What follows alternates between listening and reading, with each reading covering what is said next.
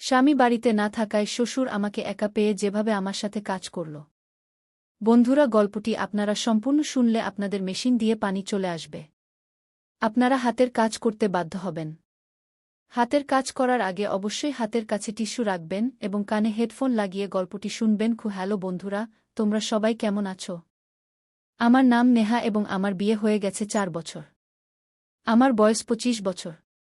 স্বামী সরকারি চাকরিতে এবং প্রায় বাড়ির বাইরেই থাকেন। আমাদের বিয়ের 4 বছর পেরিয়ে গেছে, কিন্তু এখনও আমাদের কোনো সন্তান হয়নি। সম্ভবত কারণ তিনি আমাকে সময় দেন না। বিয়ের প্রথম দিনগুলোতে সব ঠিক ছিল, কিন্তু ধীরে ধীরে দূরত্ব বাড়তে লাগল। এখন তো সপ্তাহ কেটে যায় এবং আমি তার কাছ থেকে কোনো আপনত্বই অনুভব করি না। শুরুতে আমি এই পরিবর্তন বুঝতে পারিনি, কিন্তু এখন এটা একটা অভ্যাস হয়ে গেছে। সারাদিন বাড়ির কাজে ব্যস্ত থাকি এবং রাতে একাই পাশ ফিরে ফিরে ঘুমিয়ে পড়ি। কোনো আকাঙ্ক্ষা নেই, কোনো ইচ্ছা নেই, কেউ সঙ্গ দেবারও নেই। কিন্তু এখন এই শূন্যতা আমার ভেতর পর্যন্ত ছড়িয়ে পড়েছে। শ্বশুরজি সবসময় শান্ত স্বভাবের ছিলেন। স্বামী না থাকলেও তিনি আমার সব কাজ করে দিতেন। কখনো কখনো আমি নিজেই লজ্জা পেয়ে যেতাম। আমার জন্য প্রতিদিন চা বানানো, হালকা কাশি দিয়ে জল চাওয়া বা রাতে আঙিনায় বসে গল্প করা, এসব এখন নিত্যদিনের রুটিন হয়ে গেছে। সেই দিন সকালের হালকা ঠান্ডা হাওয়া শরীরে লেগেছিল। আমি আঙিনায় চারপাই পেতে রেখেছিলাম। হাওয়ার ঝাপটায় আমার দোপাটা সরে গিয়েছিল এবং ঠিক তখনই আমি শ্বশুরজিকে দরজায় দাঁড়িয়ে থাকতে দেখলাম। তিনি নিঃশব্দে আমাকে দেখছিলেন, তারপর বললেন, বউ, এখানে ঘুমিয়েছ নাকি? তার কণ্ঠে একটু কম্পন ছিল, কিন্তু আমার গায়ে কাঁটা দিয়ে উঠেছিল। আমি নিজেকে সামলে বললাম, বাবুজি, ভেতরে খুব গরম লাগছিল, তাই এখানে চলে এসেছি। তিনি হেসে বললেন, হাওয়া তো সত্যিই ভালো বয়। আমিও এখানেই বসে যাই। তিনি আমার পাশেই চারপাই টেনে বসলেন। তার বসার পর আমি আরও অস্বস্তি বোধ করলাম। এই অদ্ভুত অস্থিরতা কি ছিল? কেন তার উপস্থিতিতে আমার ভেতর এক অদ্ভুত গরম ছড়িয়ে পড়ছিল? তার দৃষ্টি অনুভব করতে থাকলাম। আমি চোখ নিচু করলাম, কিন্তু এবার ইচ্ছা করেও উঠতে পারলাম না। তিনি ধীরে ধীরে জিজ্ঞাসা করলেন, বউ, ঠান্ডা লাগছে না তো? আমি মাথা নিচু করে বললাম, না, আমি ঠিক আছি। তিনি হালকা হেসে বললেন, নিজের যত্ন নিয়েও। তার কথায় এক অদ্ভুত আপনত্ব ছিল। কিছুক্ষণের জন্য নীরবতা নেমে এল। হাওয়া হালকা ঠান্ডা হয়ে গিয়েছিল এবং আমি আমার শাড়ি ঠিক করতে লাগলাম। হঠাৎ হাওয়ার এক তীব্র ঝাপটা এল এবং আমার চুল ছড়িয়ে গেল। আমি যেমনই তা গোছাতে হাত বাড়ালাম, তার হাত আর আমার হাত লেগে গেল। আমি ভয়ে হাত পিছিয়ে নিলাম, কিন্তু তিনি সরে যাওয়ার বদলে আমার চোখের দিকে তাকিয়ে রইলেন। সেই মুহূর্তে সময় যেন থেমে গিয়েছিল। তার স্পর্শে হৃদয় আরও দ্রুত স্পন্দিত হচ্ছিল। আমি জানি না কেন, কিন্তু আমি তার দৃষ্টি এড়াতে পারছিলাম না। কোথাও যেন আমিও তার কাছাকাছি আসতে চাইছিলাম। তারপর শ্বশুরজি উঠে চলে গেলেন। রাত হয়ে গিয়েছিল, কিন্তু আমি বিছানায় শুয়েও ঘুমাতে পারছিলাম না। পাশ ফিরে ফিরে শুধু সেই মুহূর্তই মনে পড়ছিল, শ্বশুরজির আমার পাশে বসা, তার গভীর চোখে আমার মধ্যে কিছু খোঁজা, তার স্বর, তার ভঙ্গি আর তার স্পর্শ। আমি মাথা নাড়লাম, না, আমার এমনটা ভাবা উচিত নয়।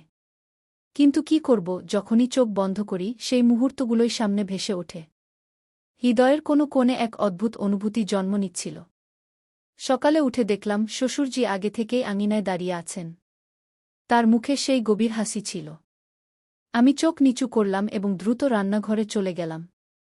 চা বানানোর সময় নিজের সঙ্গে যেন লড়াই করছিলাম, এসব ভুল, আমি কেন তার সম্পর্কে এমন ভাবছি।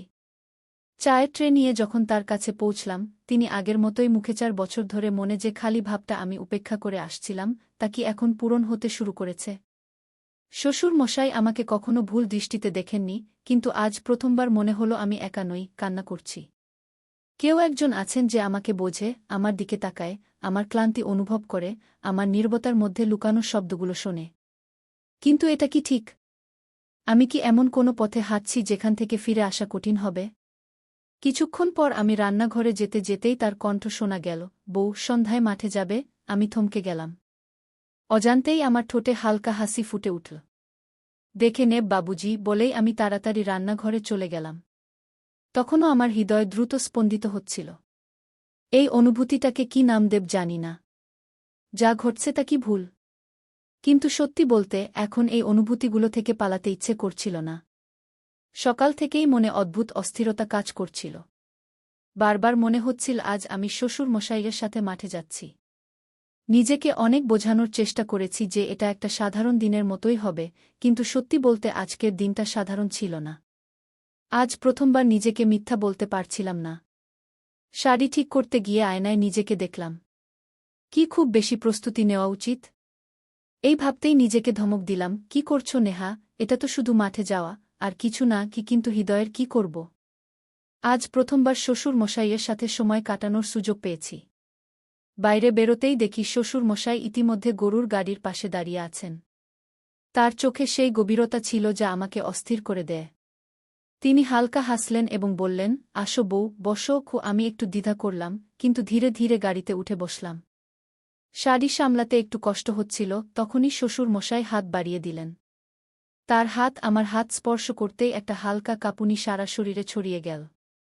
আমি ধীরে বললাম, ধন্যবাদ বাবুজি। তিনি হেসে বললেন, তোমার এত দ্বিধা করার দরকার নেই বউ, আমরা তো নিজের মানুষকে নিজের মানুষ। এই শব্দগুলো মনে গুঞ্জরিত হতে লাগল। আমরা কি সত্যিই শুধু নিজের মানুষ? মাঠে পৌঁছতেই হালকা রোদ ছিল, চারদিকে সবুজের সমারোহ। গরুর গাড়ি থেকে নামতেই আমার পায়েলের মৃদু শব্দ মাঠে গুঞ্জরিত হয়ে উঠল। শ্বশুর মশাই বললেন, বউ, ওই কোণে বসো, আমি পানি নিয়ে আসছি। আমি ধীরে বললাম, জি বাবুজি, এবং একটা গাছের নিচে গিয়ে দাঁড়ালাম। হালকা বাতাস আমার গাল ছুঁয়ে যাচ্ছিল, আর আমি নিজেকে আঁচল দিয়ে হাওয়া করছিলাম। কিছুক্ষণ পর শ্বশুর মশাই পানি নিয়ে এলেন। তার কপালে ঘামের কয়েক ফোঁটা ঝিলমিল করছিল। তিনি কলসি থেকে পানি খেলেন এবং বাকিটা আমার দিকে বাড়িয়ে বললেন, তুমিও খাও বউ, রোদ বেশ জোরালো। আমি ধীরে কলসি ধরলাম, কিন্তু তার হাতের হালকা চাপ অনুভব করলাম। তার আঙুলগুলো আমার হাতে স্থির হয়ে গেল। পানি খেতেই মনে হলো আমার ঠোঁট যেন তার স্পর্শেই ভিজে গেছে। আমি নিচু করে নজর ফিরিয়ে নিলাম। শ্বশুর মশাই গম্ভীর কণ্ঠে বললেন, বউ, তুমি এই মাঠে খুব সুন্দর লাগছ। আমার হৃদয় দ্রুত স্পন্দিত হতে লাগল। আমি নজর ফিরিয়ে বললাম, এমন কেন বলছেন বাবুজি? তিনি হালকা হেসে বললেন, যা সত্য তাই বলছি। কখনো কখনো সত্য কথাও বলতে হয়। আমি আতঙ্কে ওড়না টেনে কাঁধে আরও শক্ত করে জড়িয়ে নিলাম।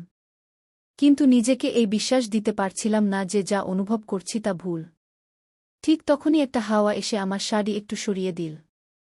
আমি তাড়াতাড়ি শাড়ি ঠিক করতে হাত বাড়ালাম, কিন্তু শ্বশুর মশাইও তার হাত বাড়ালেন, সম্ভবত সাহায্য করার জন্য। আমাদের আঙুল আবারও স্পর্শ করল। একটা হালকা শিহরণ আমার সারা শরীরে ছড়িয়ে গেল। আমি নজর নিচু করে ফেললাম, কিন্তু ভেতরে একটা অদ্ভুত অনুভূতি হচ্ছিল। শ্বশুর মশাই হালকা হেসে আমার হাত থেকে পল্লব ধরে ঠিক করে দিলেন। তার আঙুলের স্পর্শ আমার ত্বককে আরও গরম করে দিল। আমি দ্রুত হৃদয় নিয়ে বললাম, বাবুজি, আমি দেখে নিই সব ঠিকমতো হয়েছে কিনা। তিনি হালকা করে আমার দিকে তাকালেন এবং গভীর কণ্ঠে বললেন, বউ, তোমার এত অস্থিরতা কেন হচ্ছে?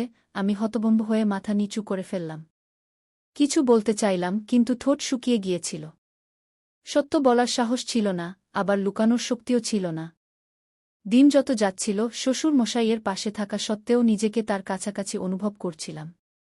তার সংস্পর্শ, তার কথা, তার হালকা স্পর্শ, সবকিছু আমাকে ধীরে ধীরে তার দিকে টানছিল। সন্ধ্যা পর্যন্ত আমার ভেতরে একটা অদ্ভুত অস্থিরতা কাজ করছিল।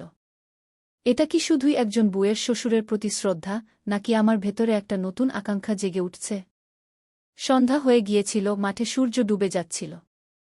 হালকা বাতাস বইছিল, কিন্তু আমার ভেতরে একটা অদ্ভুত উত্তাপ ছিল। শ্বশুর মশাইয়ের স্পর্শ, তার দৃষ্টির গভীরতা, তার কথাগুলো সব মনে কোথাও আটকে গিয়েছিল। বলগাড়ি তৈরি ছিল এবং আমি শাড়ি ঠিক করতে করতে তার কাছে পৌঁছলাম। উঠতে কষ্ট হচ্ছিল, তখনই শ্বশুরজি হাত বাড়িয়ে দিলেন, আয় বউ, আমি সাহায্য করে দিই। তার আওয়াজ ধীর ছিল, কিন্তু তাতে এমন কিছু ছিল যা হৃদয়ের ধড়ফড়ানি বাড়িয়ে দিল। আমি একটু দ্বিধা করে আমার হাত এগিয়ে দিলাম। তার শক্ত আঙুলগুলো যখন আমার নাজুক হাতটা ধরে ফেল, এক অদ্ভুত গরম অনুভূতি আমার শিরায় ছুটে গেল। আমি তাড়াতাড়ি বলগাড়িতে বসে বললাম, ধন্যবাদ বাবুজি। শ্বশুরজি একটু হেসে আমার দিকে তাকিয়ে বললেন, তুমি খুব তাড়াতাড়ি ঘাবড়ে যাও বউ। আমি নজর নামিয়ে নিলাম। তিনি কি আমার মনের হালচাল পড়ে ফেলেছিলেন? রাস্তা নির্জন ছিল, দূরে দূরে কেউ ছিল না। বলগাড়ি ধীরে ধীরে দুলতে দুলতে চলছিল। আমি এক পাশে বসেছিলাম, শ্বশুরজি অন্য পাশে। রাতের হালকা ঠান্ডায় বাতাস আমার গাল ছুঁয়ে যাচ্ছিল, কিন্তু আমার শরীর অন্য কোনো কারণে গরম ছিল। শ্বশুরজির উপস্থিতি, তার দৃষ্টির তাপ, কিছুক্ষণ পর বলগাড়ি একটু ঝাঁকি দিয়ে থেমে গেল। আমি একটু হেলে পড়লাম, আর শ্বশুরজির হাত হঠাৎ আমার কোমরে এসে লাগল। সাবধানে বউ, তিনি ঘাবড়ে গিয়ে বললেন। কিন্তু আমার হৃদয় ইতিমধ্যেই দ্রুত স্পন্দিত হচ্ছিল। তার হাত আমার কোমরে কিছুক্ষণ লেগে থাকল। আমি নজর নামিয়ে নিলাম, কিন্তু আমার শ্বাস দ্রুত হয়ে গিয়েছিল। তিনি ধীরে হাত সরিয়ে নিয়ে গভীর আওয়াজে বললেন, তুমি খুব মাসুম বউ। আমার আঙুলগুলো আমার শাড়ির আঁচল শক্ত করে ধরে ফেলেছিল। আমি কি এখন নিজেকে আর সামলাতে পারছিলাম না? যখন আমরা বাড়ি পৌঁছলাম তখন অন্ধকার হয়ে গিয়েছিল। শ্বশুরজি বলগাড়ি থেকে নেমে আমার দিকে এগিয়ে এলেন। আয় বউ, বিশ্রাম নে, খুব ক্লান্ত হয়ে গেছিস। আমি মাথা নিচু করে ধীরে বললাম, জি বাবুজি। কিন্তু যখন আমি ভিতরে যেতে লাগলাম, আবার একবার তার হাত আমার আঁচলটা হালকা করে ধরে ফেল। আমার পা সেখানেই থেমে গেল, হৃদয় জোরে ধড়ফড় করতে লাগল। বউ, তার আওয়াজ ধীর ছিল, কিন্তু তাতে এমন কিছু ছিল যা ভিতর পর্যন্ত অনুভূত হচ্ছিল। আমি ধীরে মাথা ঘুরালাম, আমাদের চোখে চোখ পড়ল, আর এবার আমি নজর নামালাম না। কিছু ছিল যা অসম্পূর্ণ থেকে গিয়েছিল, কিছু ছিল যা এখন খুলে বলার অপেক্ষায় ছিল। ঘরে এসে আমি বিছানায় বসলাম, কিন্তু হৃদয় এখনও বলগাড়ির সেই মুহূর্তে আটকে ছিল। শ্বশুরজির আমার আঁচল ধরা, তার গভীর দৃষ্টি আমার চোখে নামা, সব যেন থমকে গিয়েছিল। আমি ধীরে আমার কবজি ছুঁইলাম, যেখানে তিনি হালকা স্পর্শ করেছিলেন, সেই স্পর্শ এখনও অনুভূত হচ্ছিল। এটা কি হচ্ছে আমার? আমি নিজেকে বললাম। 4 বছরের একাকিত্ব হয়তো আমাকে এই মোডে এনে দাঁড় করিয়েছে। স্বামীর কাছ থেকে কোনো স্নেহ পাইনি, আর এখন হৃদয় অন্যদিকে টানছে। আমি পাশ ফিরে শুয়ে পড়লাম, চোখ বন্ধ করার চেষ্টা করলাম, কিন্তু মাথায় শ্বশুরজির মুখ ঘুরতে লাগল, তার সেই হালকা হাসি, তার কথায় লুকানো অনুভূতি, আর তার আমার কাছাকাছি আসা। ঠিক তখন দরজায় হালকা কড়া নাড়ল। বউ, ঘুমিয়েছিস? শ্বশুরজির আওয়াজ ছিল। আমি ঘাবড়ে গেলাম, কিন্তু নিজেকে সামলে উঠে দরজা খুললাম। সামনে সেই চোখ, সেই গভীরতা। বাবুজি, এত রাতে? আমি ধীর স্বরে বললাম। তিনি হালকা আওয়াজে বললেন, ঘুম আসছে না? তোমার সাথে কিছু কথা বলতে ইচ্ছে করল। আমার হাত ঠান্ডা হয়ে গেল, হৃদয় জোরে ধড়ফড় করতে লাগল। জি বলুন, আমি নিজেকে সামলে বললাম। শ্বশুরজি কিছুক্ষণ চুপ থেকে ধীরে বললেন, বউ, তার আওয়াজে গাম্ভীর্য ছিল, তুমি খুব একা, তাই না? আমি ধীরে মাথা নিচু করলাম। এতদিন যা অনুভব করছিলাম তা এখন লুকানোর কোনো মানে ছিল না। তিনি বললেন, আমি জানতাম, কিন্তু আমি দেখতে চেয়েছিলাম তুমি সত্যিই কতটা অসহায়। আমি চমকে তার দিকে তাকালাম। তাহলে এসব একটা পরীক্ষা ছিল? বউ, তিনি এগিয়ে বললেন, আমি ভেবেছিলাম হয়তো তোমার কারও সাহায্য দরকার, কিন্তু তোমার আমার নয়, তোমার স্বামীর সাহায্য দরকার। আমার চোখে হালকা ভেজা ভাব এল। সত্যি তো এটাই ছিল যা আমি নিজের কাছ থেকেও লুকিয়ে রেখেছিলাম। তোমার জায়গা আমার কাছে নেই বউ, শ্বশুরজি স্নেহে বললেন, তোমার জায়গা আমার ছেলের কাছে। আর এখন আমি তাকে বলব সে কত বড় অন্যায় করেছে তোমার সাথে। পরের সকালে শ্বশুরজি তার ছেলেকে ডাকলেন। যখন সে গ্রামে ফিরল, শ্বশুরজি তাকে পাশে বসিয়ে গম্ভীর স্বরে বললেন, বেটা, তুমি কি কখনো ভেবেছ তোমার স্ত্রী কেমন করে দিন কাটাচ্ছে? স্বামী চমকে আমার দিকে তাকাল। মানে কি বাবুজি? শ্বশুরজি বললেন, সে 4 বছর ধরে তোমার অপেক্ষায় বসে আছে। কিন্তু তোমার তো শুধু চাকরি নিয়ে মাথা। বিয়ের মানে শুধু নামের সম্পর্ক নয়। স্বামী মাথা নিচু করল, হয়তো প্রথমবার তার ভুলের অনুভূতি হচ্ছিল। তুমি যদি এখনও তোমার স্ত্রীর পাশে না দাঁড়াও, একদিন সে সত্যিই একা হয়ে যাবে, শ্বশুরজি বললেন।